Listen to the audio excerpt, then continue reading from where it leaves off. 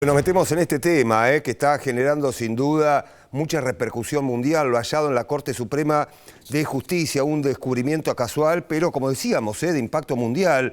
Ocurrió exactamente en los archivos de la Corte Suprema, en el marco de las obras para crear un museo del máximo tribunal. Se encontraron, atención, cajas con material propagandístico del nazismo que llegaron a la República Argentina en 1941.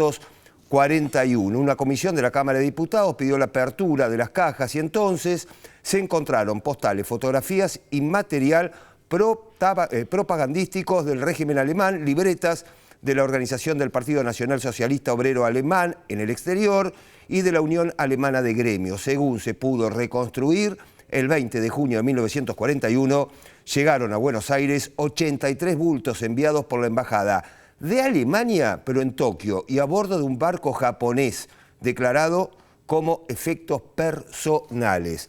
Estamos ampliando este tema, ya mismo estamos incorporando a esta edición central de noticias para consultarle varias cuestiones. Abel Basti es periodista, investigador. Ariel, estás en Bariloche, bienvenido, ¿cómo estamos? ¿Qué tal? Buenas noches. Sí, estoy en Bariloche. ¿Qué tal? Bueno, a ver, recién comentamos un poco lo que se descubrió allí en la Corte Suprema de Justicia, tu primera visión cuando llegó justamente a tus oídos esta información. Bueno, fue rastrear un poquito en la historia este tema. Es un expediente de 1941, estamos hablando de Sí, más de sí. 80 años, donde efectivamente se detecta este material, se verifican las cajas que eran elementos de propaganda, y entonces se decide, lo voy a hacer corto, dar intervención a un juez, el juez se lo deriva a la Corte Suprema. Y la Corte Suprema inicia la causa judicial correspondiente con la prueba. La prueba son precisamente estas cajas que ya habían sido verificadas para saber qué contenían.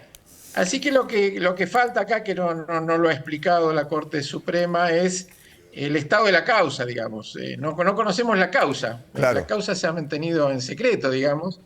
Ver cómo avanzó, si hubo culpables, si hubo pericias, quiénes declararon. Habrá declarado el capitán del barco que trajo esto, habrán declarado empleados, la embajada. Sí, sí. Todo eso es una cuestión para por ahora que no, lamentablemente no se ha dado a conocer. Pero básicamente es un objeto de prueba. Esto es la prueba de una causa cuyo estado, como dije, no sabemos cuál es. Recién, Abel, remarcábamos, ¿no?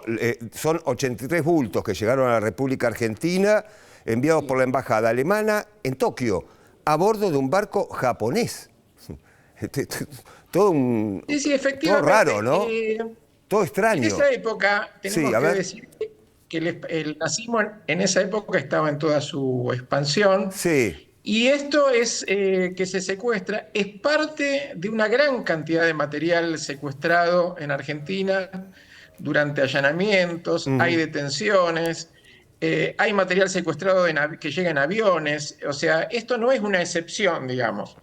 Es voluminoso porque viene en barco, pero no es la excepción a la regla, porque ese era el contexto. Y es tal Sí. la situación que Argentina expulsa Ujú. al embajador alemán por todas estas cuestiones de Claro. actividad nazi en la Argentina. Esto quedó en la Corte, lamentablemente en el desorden judicial esto quedó por ahí, por decirlo de alguna Se manera. entiende.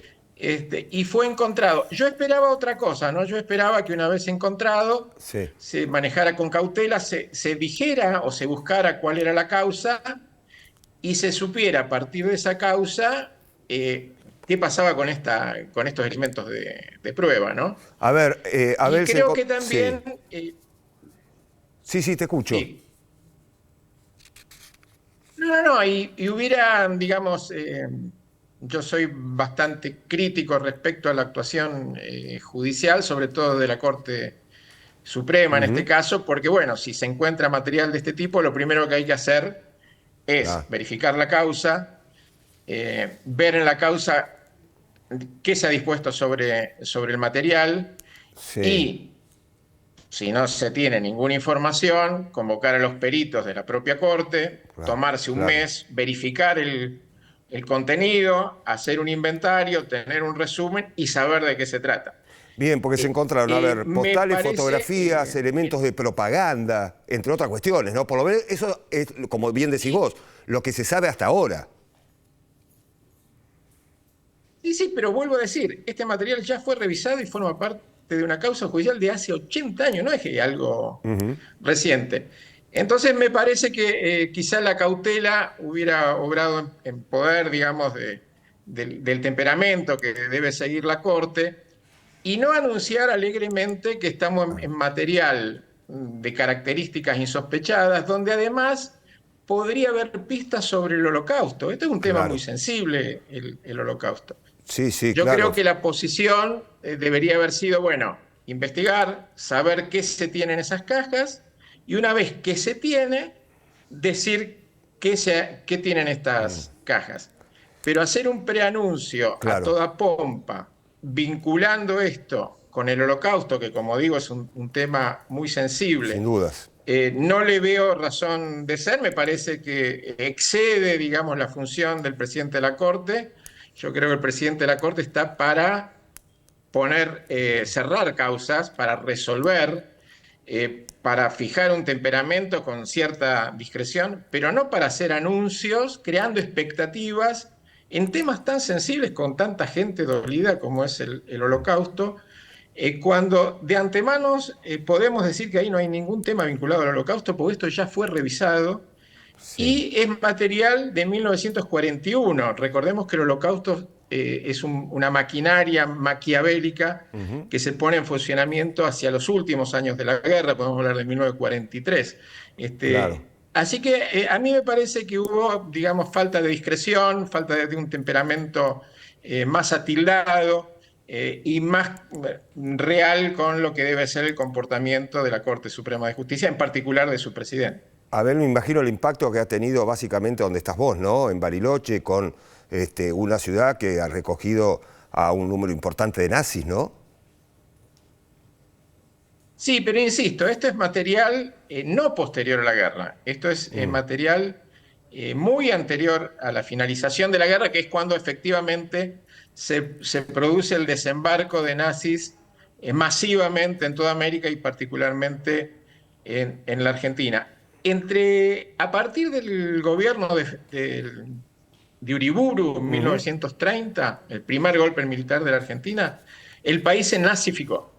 Quienes busquen en diarios o Sí. historias y demás verá que está absolutamente nazificado. Están los actos estos famosos en el Luna Park. Ujú. Los nazis ostentaban sus estandartes y sus uniformes por la calle.